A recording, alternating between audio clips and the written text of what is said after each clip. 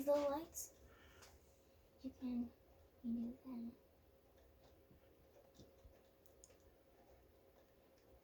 And what is that thing called that you're turning? The switch. I mean, I forgot.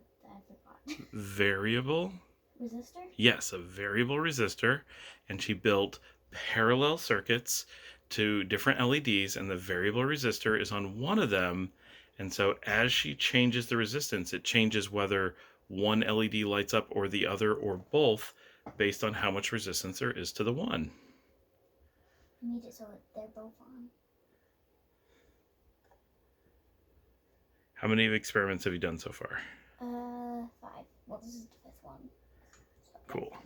Did we get a thumbs up? This is a fun one? Yes.